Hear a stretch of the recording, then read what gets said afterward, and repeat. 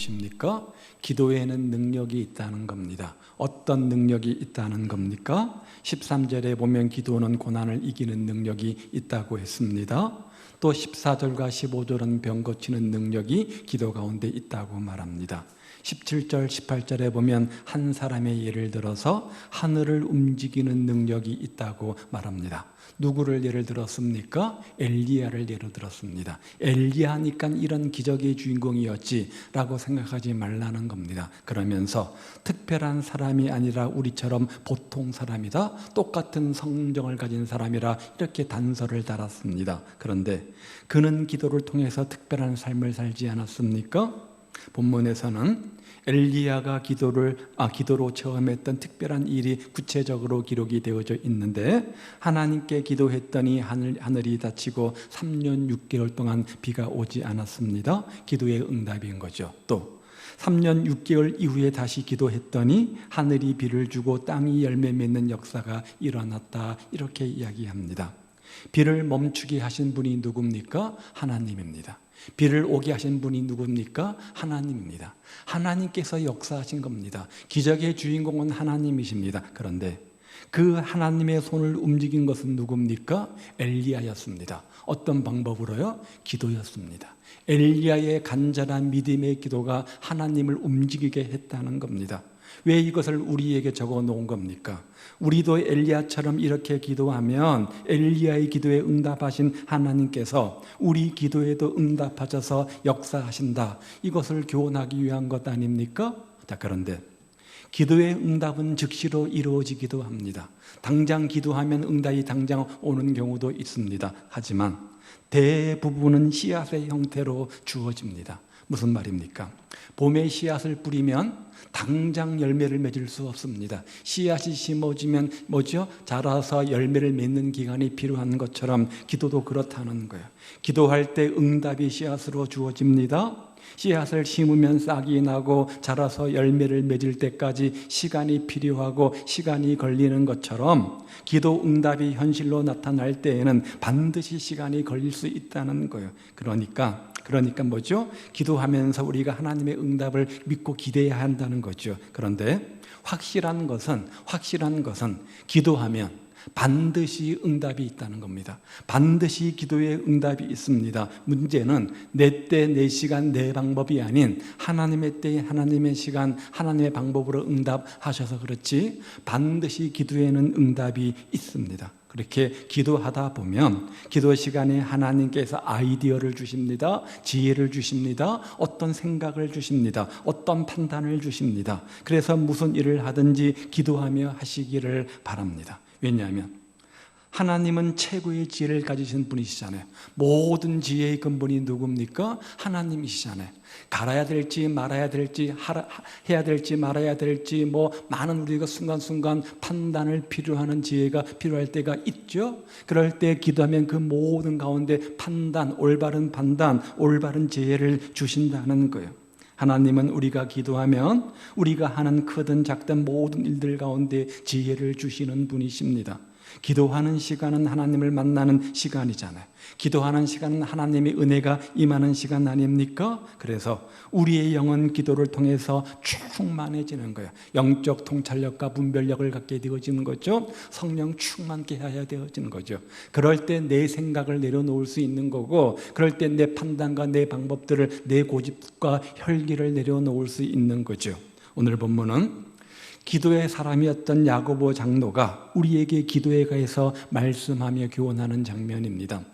야고보 장로의 별명이 뭐라고 그랬죠? 낙타 무릎이었습니다. 무릎 꿇고 기도를 하도 많이 해서 무릎에 낙타 혹처럼 툭 불어났기 때문에 낙타 무릎이라는 별명을 가졌는데, 이 장로님이 우리에게 교훈하는 기도에 관한 몇 가지 사실들을 함께 생각해보며 교훈받고 도전받는 시간들이 되기를 바랍니다. 먼저 13절 말씀해 보면 이렇게 기도해야 되는데 어떻게 기도해야 되는가?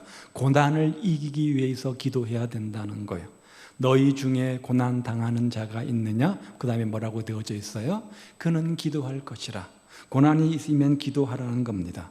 여러분, 고난이 좋아요, 나빠요?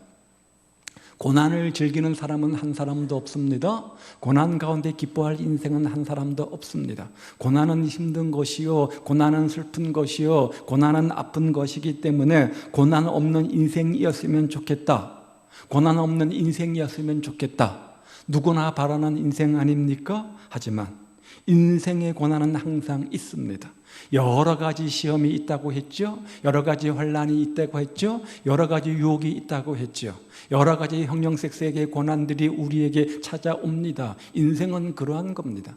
예수 믿으면 고난이 없어야 된다. 그러면 좋겠지만 성경은 그렇게 말한 적이 한 번도 없어요. 너희가 세상에서 뭐라고요? 환난을 당하나 그러나 담대하라. 내가 세상을 이기었다. 이렇게 가르치지. 너희가 예수 믿으면 오늘부터 고난 면제, 환난 면제 이렇게 가르친 적이 없습니다. 그렇기 때문에 고난이 없기를 바라는 것보다도 고난은 반드시 우리 인생의 필수 과목인데 그때 지혜롭게 극복하는 것이 현명한 방법 아니겠습니까? 성경은 고난을 극복하는 지혜로 어떤 방법을 제시하느냐? 바로 기도를 제시한다는 거예요. 우리가 인생 가운데 고난이 있습니까? 욥처럼 인내하시기 바랍니다. 또 농부처럼 선지자처럼 인내하시면서 그 고난 가운데 기도하시기를 바랍니다. 우리가 고난을 만날 때 기도해야 되는데 왜 해야 되는가? 몇 가지 이유를 한번 제가 말씀드릴게요. 하나는 고난은 하나님께서 우리와 대화하자고 보내시는 사인이기 때문에 우리는 고난 중에 기도해야 된다는 거예요. 고난이 찾아오면 하나님이 나와 대화하자고 말씀하시는구나 그렇게 알고 그 고난의 문제를 끌어안고 주 앞에 나와서 기도하라 이 말이에요. C.S. 루이스라고 하는 유명한 신학자는 고난은 하나님의 메가폰이다. 고난은 하나님의 메가폰이다 이런 말을 했어요. 메가폰이 뭐예요? 확성기잖아요. 마이크를 말하는 것 아닙니까? 내가 누군가를 불렀어요. 대답이 없습니다. 그러면 조금 더 큰 소리로 누군가를 부를 겁니다. 조금 더 큰 소리로 불렀는데 여전히 대답이 없습니다. 이번에는 어떻게 합니까? 핏대를 올려서 고래고래 소리치면서 누구야 하고 힘차게 부르지 않겠습니까? 그러면 그 사람이 뒤를 돌아보겠죠. 하나님도 마찬가지예요. 하나님께서 얘야 우리 좀 만나자, 우리 좀 대화하자 이렇게 부르셔도 우리가 대답하지 않으니까 하나님과 교제하는 이야기하는 시간을 갖지 않으니까 고난이라고 하는 확성기를 사용하셔가지고 우리에게 말씀하시는 거라는 거예요. 고난은 하나님께서 우리와 대화하고자 하는 하나님의 사인임을 믿으시기 바랍니다. 그래서 그 고난의 문제를 가지고 주님과 대화하십시오. 또 하나는 기도하는 시간에 내가 변화되기 때문에 고난 중에 기도해야 된다는 거예요. 고아의 아버지라고 불리고 1세 동안 5만 번의 응답을 받은 조지 뮬러가 이런 이야기를 했어요. 보십시오. 하나님이 내 기도를 항상 들어주시는 것은 아니다. 어떤 때는 오랫동안 들어주시지 않은 적도 있다. 어떤 기도는 30년 만에 이루어 주셨다. 그러는 가운데 나는 기도하는 성품으로 바뀌어졌다. 우리가 기도하면 하나님은 응답하십니다.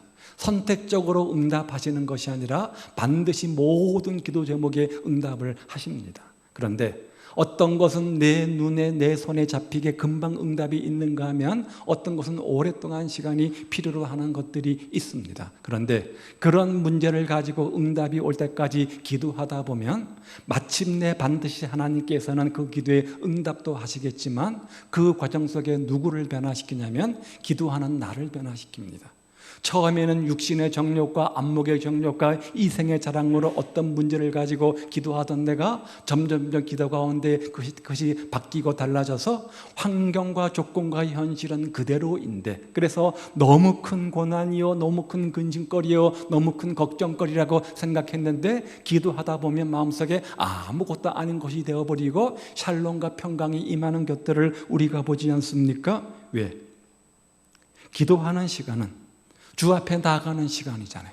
주님과 교제하는 시간이잖아요. 하나님과 대화하는 시간이잖아요. 그렇게 대화하다 보면 내 생각이 바뀌는 거예요. 내 가치관이 바뀌는 거예요. 내 관점이 바뀌는 거예요. 내 우선순위와 목적이 바뀌는 거예요.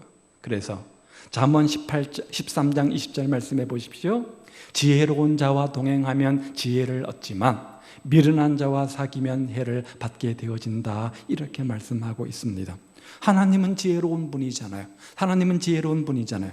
전지전능한 하나님과 사귀면, 영적으로 교제하고 기도하면 우리가 그 결과 하나님의 지혜를 우리가 얻게 됩니다. 또 거룩해집니다. 밝아집니다. 행복해집니다. 복도 넘치게 되어집니다. 그러니까 기도하라, 이렇게 말씀하는 거죠. 또 기도하는 시간에 문제가 해결되기 때문에 고난 중에 기도해야 된다는 거예요. 독일 속담에 이런 말이 있어요. 당신이 기도하기 위해 손을 모으면 하나님께서 복 주시기 위해 손을 펴신다. 하나님이 언제 역사하신다고요? 아무 사람에게나 누구에게나 막 역사하시는 것이 아니라 하나님의 도우심을 간구하며 기도하기 시작할 때, 그때 비로소 하나님께서 그 인생 속에 비상간섭하셔서 하나님의 능력을 베풀어 주신다는 거예요. 우리가 기도하면서 하나님께서 기도하며 손을 모으면 하나님께서 손을 펼쳐서 능력 가운데 역사하신다는 거죠. 성경에 보면 믿음의 사람들도 수많은 문제를 가지고 살았습니다. 수많은 문제를 가지고 살았습니다. 그리고 그들은 하나같이 그 문제를 극복하는 사람들이었습니다. 어떻게 해요? 기도하는 것이었죠. 하나님 앞에 나가서 엎드려 기도하면 하나님께서 강한 팔로 도우셔서 시편 기자의 고백처럼 능력의 오른손으로 붙잡아 주셔서 그들의 문제가 해결되었던 것들을 봅니다. 기도하면 반드시 하나님께서 역사하시고 응답하시기 때문에 우리가 고난의 문제를 가지고 기도해야 된다, 그 말이죠. 그리고 기도할 때 이 모든 것들이 합력하여 선을 이루게 되어지는 겁니다. 오늘 여러분 고난 가운데 계십니까? 어떤 것이 여러분 인생의 고난처럼 느껴집니까? 물질의 영역입니까? 건강의 영역입니까? 생업과 자녀의 문제입니까? 신앙의 문제입니까? 어떤 삶의 문제이든 그것이 내 인생 속에 비바람처럼 폭풍우처럼 다가올 때 왜 나에게 이런 고난이라고 불평하고 원망하지 말고 대신에 그 문제를 끌어안고 주 앞에 나가서 하나님의 인도하심을 간구하십시오. 하나님의 섭리를 믿고 역사하심을 간구하십시오. 그러면 욥처럼 갑절의 축복이 되는 거고 농부처럼 귀한 열매의 축복의 주인공이 되는 겁니다. 그런 은혜가 우리 가운데 있기를 우리 주님의 이름으로 축복을 드립니다. 여러분 인생 가운데 내가 70, 80평생을 살았지만 한 번도 내 인생 가운데 고난이 없었다, 한번 손 들어보세요. 그런 분 봐요. 없잖아요. 없잖아요. 모두가 인생에 고난이 있습니다. 중요한 것은 고난을 어떻게 이기느냐, 그 방법이 중요한 것입니다. 두 번째는 14절부터 말씀해 보면 병 낫기를 위해서 기도하라, 이렇게 말씀합니다. 자, 빨간 글씨, 파란 글씨만 봅니다. 너희 중에 병든 자가 있느냐? 그를 위해서 뭐 하라고요? 기도할지라. 그러므로 병이 낫기를 위해서 서로 기도하라, 이렇게 말씀합니다. 그런 다음 의인의 간구는 역사하는 힘이 많다, 이렇게 말하죠. 이 말씀이 오늘 우리 시대에 적절하게 다가오는 말씀인 것처럼 느껴집니다. 왜냐하면 당시 2000년 전의 시대와 비교해 보면 과학과 의학은 말로 표현할 수 없이 많이 일치월장 많이 발전했습니다. 과거에는 죽는 병이었지만 지금은 주사 한 방을 맞거나 약을 하나 먹거나 수술하면 다 고치는 병도 허다합니다. 그런데 이상하게도 우리 주변에는 아픈 사람들이 어때요? 참 많습니다. 여러분 병원에 가보십시오. 개인 병원은 물론 큰 대형 병원에 가면 왜 이렇게 환자가 많은지, 의사 1분, 의사 3분 만나기 위해서 30분, 1시간 기다리는 건 비일비재하고 당일날 예약도 안 되고 한 달, 1년씩 걸려서 예약하는 경우도 참 많지 않습니까? 너무나 환자가 많아요. 그런데 그것이 우리의 현실인데 그래도 내가 좀 마음이 아프고 몸이 아픈 건 있지만 이렇게 주일날 돼서 건강한 몸 마음 가지고 주 앞에 나와서 예배 드릴 수 있다는 것 자체만 해도 얼마나 큰 은혜요, 얼마나 큰 축복인지. 병 낫기를 우리가 기도해야 되는 이유는 하나님은 전능하신 치유자이시기 때문에 그렇습니다.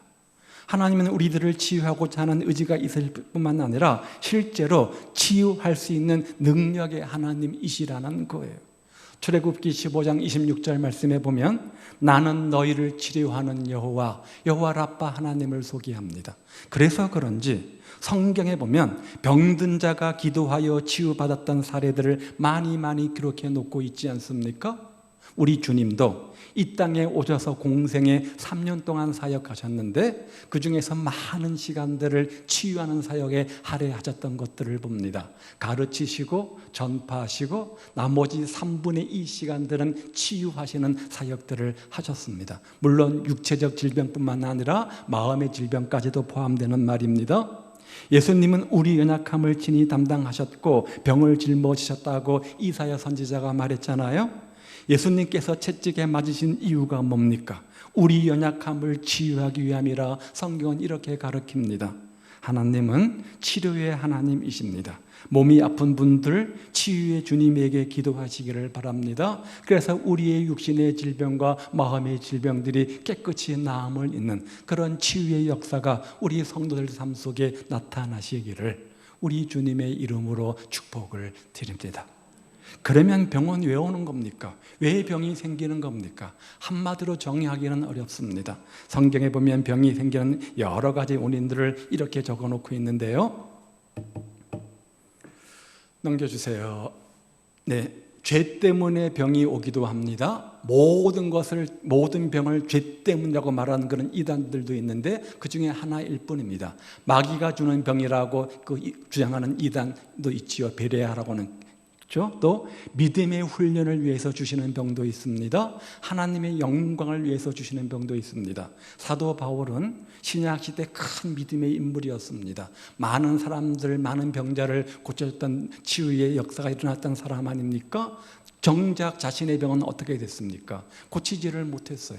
큰 눈에 가시가 있어서 때마다 하나님께 치유를 위해서 기도했지만 하나님은 네 은혜가 족하다. 네가 교만하고 거만할까 봐 라고 하나님께서 하나님의 영광과 믿음의 훈련을 위해서 거절하셨던 것들을 보게 되어집니다. 하나님의 영광을 위해서 믿음의 훈련을 위해서 때로 우리에게 병이란 도구를 사용하시기도 한다는 거예요. 인간의 부주의로 오는 경우도 있습니다.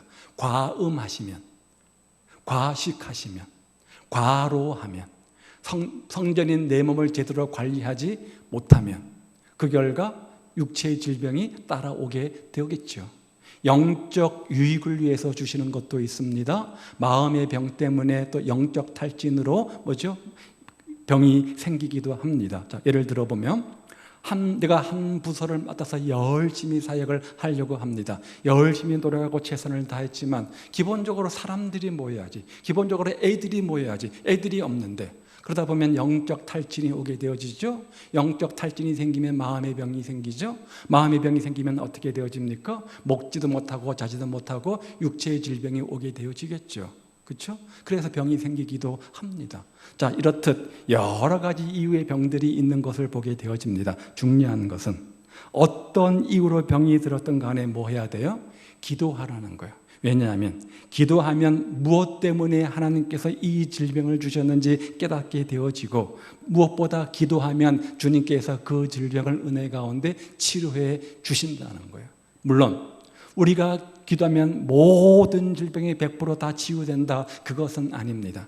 기도하면 하나님께서 우리의 마음의 병이든 육체의 병이든 치유해 주시든지 아니면 그 질병을 이길 수 있는 마음의 담대함과 은혜와 믿음을 주신다는 거예요. 그래서 치유든 아니든 간에 극복할 수 있는 은혜를 베풀어 주신다는 거죠. 그러므로 병이 있을 때는 모든 것 하나님께 맡기고 기도하시기를 바랍니다. 구약의 히스기야 왕은 하나님께 기도했더니 15년 동안이나 생명을 연장받지 않았습니까? 우리도 그런 기적의 주인공이 될 수 있다는 거예요. 자, 우리 교회에는 구성원들 보십시오. 대부분 어르신들이 많으십니다. 어르신들이 많다 보니까 항상 뒤따라오는 게 뭡니까? 질병이죠. 병이죠. 그렇죠? 불과 5년 전, 10년 전에는 건강한 모습으로 계셨던 분들이 5년, 10년 지나서 많은 아픔 가운데 고통 중에 계시는 분들을 참으리 보게 되어집니다. 그래서 저희 교회에도 몸이 아프고 또 몸이 약한 분들이 참 많이 계십니다. 우리가 모일 때마다 기도할 때마다 그분들의 건강을 위해서 기도합니다. 그래서 바라기는 그 약함과 그 모든 병든 것들을 하나님께서 능력의 손으로 어루만져 주셔서 치유해 주시기를 간절히 기도하고 바랍니다. 그런 치유의 주인공들 되시기를 우리 주님의 이름으로 축복을 드립니다. 마음의 병이든 육신의 병이든 예수의 이름으로 성령의 능력으로 깨끗이 나음받는 역사가 우리 가운데 있기를 주님의 이름으로 축복을 드립니다. 그러나 그 기도가 그대로 응답이 되어서 하나님께서 낫게 해줄 경우도 있겠지만, 하나님께서 그 고난을 주셨을 때 단지 그 고난이, 그 질병이 치유되는 것만을 목적으로 하지 않기 때문에 설사 치유되지 않는다고 할지라도 하나님께서 그 은혜를 주시고 그 목적들을 주셔가지고 이길 수 있는 담대함과 믿음과 은혜도 주시기를 우리 주님의 이름으로 축복을 드립니다. 그러니까 둘 중에 하나예요. 기도하면 치유해 주든지 아니면 그것들을 이길 수 있는 믿음을 주시든지 능력을 주시겠다, 그 말이죠. 그래서 우리는 병 낫기를 위해서 기도합니다. 병 낫기를 위해서 기도합니다. 그 질병의 고통, 고난 가운데 그 고난을 능히 이길 능력을, 강한 믿음을 달라고 또한 함께 기도합니다. 고난이 없어지는 것도 중요하겠죠. 그러나 그 고난을 능히 이길 능력이 있을 때에 다른 사람들 보기에는 그것이 고난처럼 보이지만 당사자에게는 하나님의 은혜를 경험하는 은혜의 현장이 되는 겁니다. 그래서 참된 기쁨과 소망이 넘치기 때문에 평안을 누릴 수 있는 거예요. 막 죽어가면서도 그렇게 평안할 수 있는 이유가 무엇입니까? 바로 그런 것 때문에 그렇죠. 여러분, 어떤 육체적 질병이든 마음의 질병이든 주님은 못 고칠 병이 없으신 분이시니까 믿음으로 기도할 때 여러분의 질병들이 주님 안에서 치유되는 역사가 나타나기를 우리 주님의 이름으로 축복을 드립니다. 세 번째는 14절 말씀에 보면 그렇게 고난 가운데 기도해야 됩니다. 병든 자를 위해서 기도해야 됩니다. 어떻게 해요? 주의 이름으로 기도하시기 바랍니다. 한번 읽어볼까요? 시작.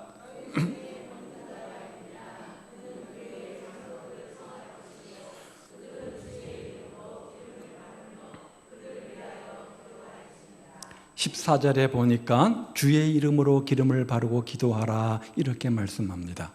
우리의 기도가 응답받고 우리의 기도가 능력이 나타나는 이유는 우리의 능력 때문이 아니라 우리의 무언가 때문이 아니라 누구 때문입니까? 예수님 때문입니다. 오직 예수님 때문입니다. 예수님의 공로 때문에 이 역사가 나타나는 겁니다. 우리들은 죄 때문에 하나님 앞에 나갈 수 없게 되었습니다. 죄가 하나님께 나아가는 길을 막았기 때문인 거죠. 그런데 예수님께서 이 땅에 오셔서 우리 죄를 대신 짊어지시고 십자가에서 죽으시고 사흘 만에 부활하셨습니다. 이제 우리가 그 예수를 의지하고 믿으면 그분의 이름으로 하나님 앞에 나갈 길이 열리게 되었죠. 은혜의 보좌 앞이라고 말합니다. 주님을 의지하면 뿐만 아니라 언제나 누구든지 하나님의 보좌 앞으로 나갈 뿐만 아니라 예수님의 이름으로 기도하는 특권도 우리에게 주어졌습니다. 그래서 주님의 이름으로 아버지께 기도할 수 있고, 우리가 주님의 이름으로 하나님 아버지께 기도하면 하나님은 우리의 기도에 응답해 주시는 겁니다. 우리가 기도를 합니다. 마지막에 어떻게 마무리 짓죠? 예수님의 이름으로 기도합니다. 이 말의 의미가 뭡니까? 나는 이 모든 것들을 구하고 아뢰를 자격이 없지만 우리 중보자 되시는 예수님은 있으니까 이 예수님의 이름으로 구한다는 거예요. 예수님의 이름으로 구한다는 거예요. 저를 보지 마시고 예수님을 보셔서 응답해 주옵소서. 바로 이것이 그런 의미가 아니겠습니까? 그래서 예수님의 이름을 우리가 갖다 대는 겁니다. 예수님의 이름을 앞세우는 겁니다. 그래서 하나님 보실 때 그래 네가 무슨 자격이 있다고 하셨다가도 예수님의 이름으로 그렇지라고 응답해 주신다는 거죠. 그래서 요한복음 16장 24절이죠. 한번 보십시오. 시작. 지금까지 너희가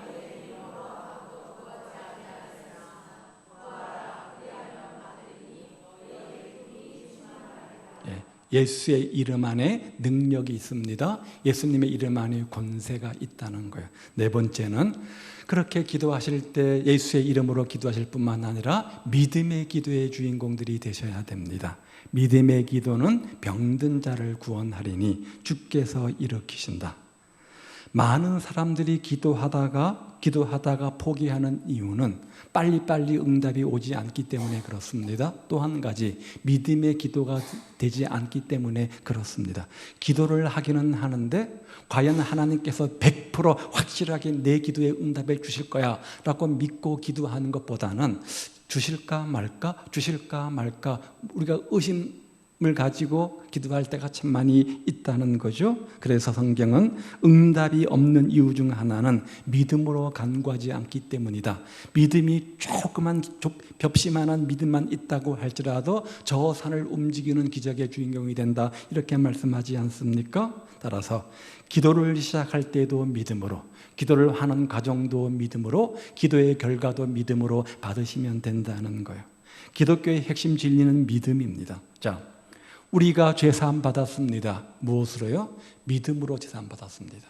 우리가 구원받았습니다. 무엇으로요? 믿음으로 구원받았습니다. 우리는 믿음으로 하나님의 자녀가 되었습니다. 믿음으로 영생을 얻었습니다. 병 고침도 믿음으로 받는 거고 물질적 축복도 믿음으로 받는 겁니다. 야고보서는 무엇을 강조한다고 했죠? 행함을 강조합니다. 행함을 강조하는 거라고 했죠. 그래서 행함 이야기하는데 온전한 행함은 믿음의 열매이기 때문에 행함 역시 믿음으로 되어지는 겁니다. 참된 믿음은 참된 행함을 가져온다. 야고보서의 주제잖아요. 참된 믿음에 근거해서 행함의 열매를 맺게 되는 겁니다. 그리고 기도 응답도 믿음으로 오는 겁니다. 기도 응답도 믿음으로 오는 겁니다.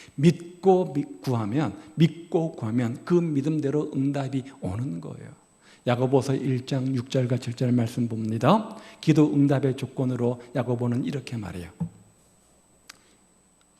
오직 믿음으로 구하고 조금도 의심하지 말라. 의심하는 자는 마치 바람에 밀려 요동하는 바다 물결 같으니 이런 사람은 무엇이든지 주께 얻기를 생각하지 말라. 자, 믿음이 있다? 어떻게 알 수 있느냐? 믿음의 특징 중 하나가 뭐냐면 뭐라는 거예요? 흔들리지 않는다는 거예요. 믿음이 있는 사람은, 확신하는 사람은 견고합니다. 요동치지 않습니다. 흔들리지 않습니다. 기도해도 응답이 바로 오지 않을 때가 있습니다. 문제는 이게 문제입니다. 기도했는데 즉시 응답이 옵니다. 내 손에 잡힐 만큼, 내 눈에 보일 만큼 확실한 응답이 온다고 한다면 우리 가운데 기도하지 못할 사람이 한 사람도 없습니다. 문제는 씨앗이기 때문에 열매 맺기까지 많은 시간들이 필요로 한다는 거예요. 그래서 채 열매를 보기도 전에 기도를 중간에 포기하는 사람들이 많다는 거죠. 이때 믿음이 있는 사람과 없는 사람의 차이가 뭐냐? 흔들림이라는 거예요. 흔들림이라는 거예요. 믿음이 있다면 현재 당장 눈앞에 보이는 응답이 없다고 할지라도 하나님의 때에 반드시 응답이 있을 것을 믿고 결코 흔들리지 않는다는 거예요. 요동하는 바다 물결 같지 않다는 거예요. 문제는 믿음이 없기 때문에 현재 나타나는 것이 없다고 보니까 자꾸만 바람에 밀려서 요동하는 바다 물결처럼 자꾸만 의심이 쌓이고 흔들리고 그러다 보면 포기하게 되어진다는 거죠. 그런데 믿음이 너무 작은 사람들이 있습니다. 그래서 조금만 환경이 흔들리면, 조금만 환경이 내 뜻대로 되지 않으면 흔들리고 어려움이 있어도 불평하는 사람들, 믿음의 뿌리가 약한 사람들이죠. 그런 가운데 믿음의 역사가 나타나기가 어려운 거예요. 히브리서 11장 1절, 히브리 11장은 믿음의 장이죠. 믿음은 바라는 것들의 실상이라고 했어요. 믿음은 바라는 것들의 실제적 현상이라는 거예요. 믿는 대로 실제적 현상이 나타난다는 거예요. 내가 이렇게 믿으면 이런 현상이 나타나고 저렇게 믿으면 저런 현상이 나타난다는 거예요. 믿음은 뭡니까? 기대하는 겁니다. 똑같은 겁니다. 기대하는 것만큼 되는 거예요. 또한 보이지 않는 것들의 증거다. 보이지 않는 것들의 증거다. 보이지 않아도 증거가 있기 때문에 보인 것처럼 믿어지기 때문에 뭐죠? 흔들리지 않을 수 있다는 거죠. 흔들리지 않을 수 있다는 거죠. 저와 여러분도 흔들림 없는 믿음을 가지면 하나님께서 강하게 역사하실 것인데 믿음의 기도의 주인공들 되시기를 바랍니다. 믿고 구하시기를 바랍니다. 그런 다음 어떻게 응답하시고 역사하실 것인가 기대하십시오. 그 기대의 크기만큼 하나님께서 역사하시는 겁니다. 마지막 5번째, 16절에 보니까 다른 사람들을 위해서 기도하십시오. 그러므로 너희 죄를 서로 고백하며 병낫기를 위해서 서로 기도하라. 여기 서로라고 하는 단어를 잘 살펴보시기 바랍니다. 서로 기도하라. 서로 고백하라. 이 말의 의미가 무엇인지 지난주간 말씀을 드렸습니다. 그렇죠? 자, 기도가 넓어져야 된다는 거예요. 기도의 대상이 나와 내 가정만을 위한 것이 아니라 이웃과 다른 사람과 더 나아가서 교회 공동체, 이 나라, 이 민족을 위해서 우리가 기도할 필요가 있다는 거죠. 이스라엘 백성들이 출애굽을 한 이후에 미디안과의 전쟁의 출애굽기 15장에 나옵니다. 여호수아는 군사들을 이끌고 전쟁에 나가서 열심히 미디안 군대와 싸움을 벌입니다. 모세가 한 일이 뭐였어요? 산에 올라가서 전쟁터를 바라보면서 기도의 손을 높이 드는 겁니다. 이상한 것은 모세가 기도의 손을 높이 들고 여호수아를 위해서 기도했더니 여호수아가 전쟁에서 이기는 거고, 손 들고 기도하면 어때요? 힘들잖아요. 기도의 손을 내렸더니 여호수아가 지는 겁니다. 이런 현상이 일어나는 거예요. 그렇죠? 기도가 그만큼 중요하다는 거예요. 기도의 권세, 기도의 중요성을 우리에게 보여주는 겁니다. 우리가 누군가 다른 사람을 위해서 기도의 손을 높이 들면 우리 기도를 들으신 하나님께서 그들 가운데 역사하시는 것이고, 우리가 기도의 손을 내리게 되어지면 그들은 쓰러질 수밖에 없다는 거예요. 그러니까 우리가 기도를 해야 돼요, 말아야 돼요? 해야 됩니다. 다른 사람을 위해서 기도해야 됩니까? 안 해야 됩니까? 해야 됩니까? 가족을 위해서 기도하시기 바랍니다. 교회 공동체를 위해서 기도하시기 바랍니다. 주변의 지인들을 위해서 기도하시기 바랍니다. 그러면 하나님께서 여러분의 가족들, 지인들을 지켜주실 거예요. 무엇보다 정말 기도의 동력이 필요한 사람이 있습니다. 누굴까요? 목회자들이죠. 목회자들이죠. 이탈리아에 안셀모란 사람과 마리오라는 사람이 있었습니다. 둘도 없는 친구입니다. 한 마을에서 같이 자랐습니다. 이 안셀모는 가난해서 배우지 못했기 때문에 상급 학교에 진학할 수 없었고, 마리오는 큰 부잣집 아들이어서 상급 학교에 진학을 하게 되어집니다. 그리고 마리오는 공부를 열심히 해서 중세시대에 유명한 수도원에 들어가서 수도사가 됩니다. 반면에 안셀모는 배운 것이 없고 가진 것이 없어서 수도원의 청소부로 취직을 하게 되어집니다. 수도사가 된 마리오는 좋은 설교자가 되었습니다. 많은 사람들이 그의 설교에 감동을 받고 은혜를 받게 되었습니다. 수도원으로 사람들이 몰려오기 시작했습니다. 그러자 소문이 났겠죠? 유명한 설교자가 된 그를 교황청에서 초대해서 불렀습니다. 그래서 그는 로마 교황청의 대사제가 됩니다. 그런데 이상하게 그렇게 로마 교황청의 대사제가 된 지 한 달, 두 달이 지나면서 갑자기 마리오는 설교에 아무런 능력이 나타나지를 않는 거예요. 열심히 기도하고 최선을 다해서 애를 써왔지만 설교의 능력은 도무지 회복되지가 않습니다. 나중에 알아보니까 마리오가 로마의 대사제가 된 즈음에 절친했던 친구 안셀모가 그만 죽습니다. 죽었다는 거죠. 안셀모의 죽음과 함께 친구 마리오의 설교가 능력을 잃었다? 안셀모가 죽고 그때부터 마리오의 설교의 능력이 없어졌다? 왜 그랬을까요? 왜 그랬을까요? 안셀모는 비록 수도원의 청소부로 일을 하고 있었지만 사랑하는 친구 마리오를 위해서 끊임없이 기도했던 거예요. 하나님, 저는 가난한 청소부에 불과합니다. 그러나 나의 친구는 좋은 수도사가 되기를 원합니다. 주님, 그를 사용하여 주옵소서. 그가 말씀을 외칠 때 하나님의 능력이 나타나서 많은 사람이 감동받게 하시고 그의 설교가 죽은 영혼을 살리게 하옵소서. 이렇게 끊임없이 안셀모의 기도가 마리오로 하여금 능력의 설교자가 되도록 만든 거였던 거예요. 그러나 마리오가 로마의 대사제가 되는 그때를 기점으로 친구 안셀모가 죽자 기도가 끊겨져 그의 친구 마리오는 설교의 능력을 상실하게 되었다는 거예요. 목회자를 위한 중보 기도는 목회자를 능력 있는 설교자로 만드는 것뿐만 아니라 목회자를 온갖 유혹으로부터 지켜주는 방패의 역할을 합니다. 사도 바울은 사역을 하면서 이것을 누구보다 잘 알았기 때문에 서신서에서 자주 자신을 위해서 기도해달라고 부탁하고 또 부탁하지 않았습니까? 세기의 설교자, 세기의 목회자라고 추앙받고 존경받는 사람이 있다면 스펄전 목사님일 겁니다. 영국의 스펄전 목사님이 지금까지 수많은 설교자 가운데 가장 추앙받는 설교자인데요. 그분의 설교의 비밀, 그분의 목회의 부흥의 비밀을 물을 때마다 항상 그분은 교회 지하당으로 그들을 인도해서 자신의 설교를 위해서 기도하는 동력자 성도들을 보여주면서 이분들의 중보 동력 기도가 나의 설교의 부흥의 비밀이라 이렇게 소개를 했다고 해요. 이 중보 기도를 처음 도입한 교회가 분당의 지구촌 교회입니다. 현존하는 한국교회의 유명한 설교가 중에 한 분이 이동원 목사님이죠. 지구촌 교회. 그분의 설교 비밀도 마찬가지로 중보 동력자를 소개를 한다고 해요. 저도 마찬가지입니다. 목사님, 왜 그렇게 하십니까? 왜 저렇게 하십니까? 이렇게 하십시오. 저렇게 좀 해보십시오. 그렇게 판단하고 지적하고 훈수 두는 그런 사람들이 중요한 것이 아니라 그런 문제를 끌어안고 기도하는 분들이 저에게는 필요한 거예요. 목회자는 성도의 기도를 먹고 산다. 이런 말 들어보셨어요? 이런 유명한 말이 있습니다.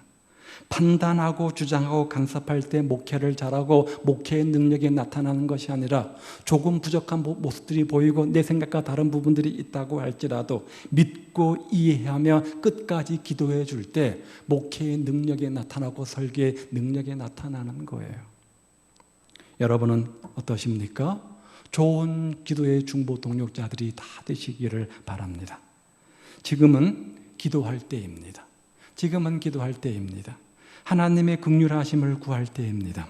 하나님의 도우심이 절실히 필요하지 않습니까? 기도를 게을리하지 마시기를 바랍니다. 새벽을 깨우고 수요 기도에 나오십시오.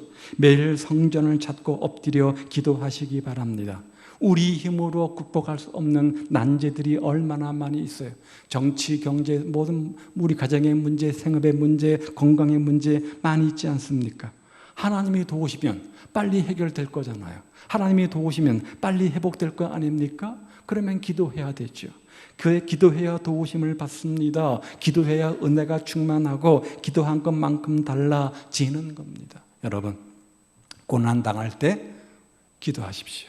고난당할 때 그 문제를 끌어안고 기도하십시오. 그 다음 병들었을 때 역시 하나님의 치유를 위해서 기도하십시오. 그리고 지혜가 필요할 때 능력을 달라고 지혜를 달라고 올바른 판단력을 달라고 기도하시기 바랍니다.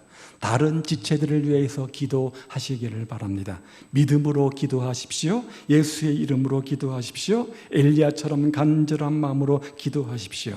믿음의 기도는 병든 자를 구원합니다. 의인의 간구는 역사하는 힘이 많습니다. 따라서 기도에 더 많은 투자를 하시기 바랍니다. 기도의 분량을 늘리시기를 바랍니다.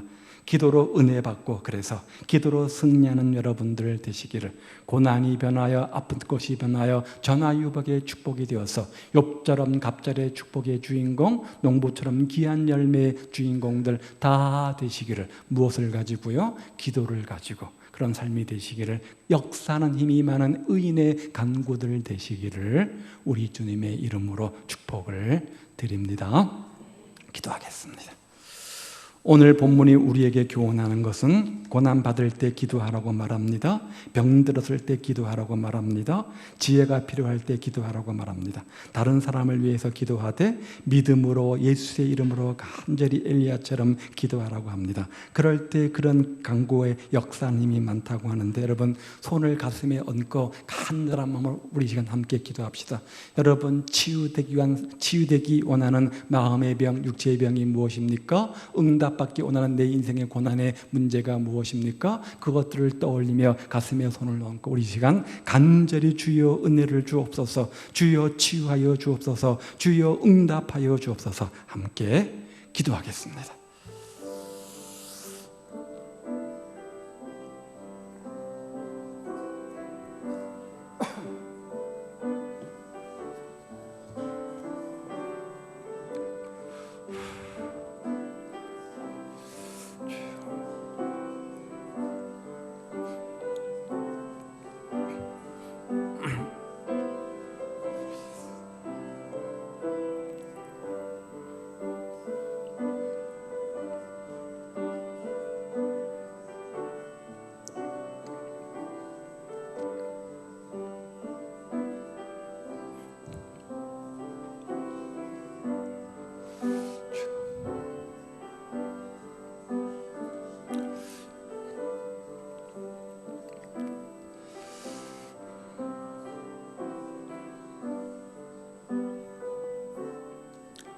하나님 아버지, 오늘 우리가 고난당하는 삶의 문제가 있어서 그 문제가 하루속히 응답되기를 바라는 마음으로 오늘 우리가 당한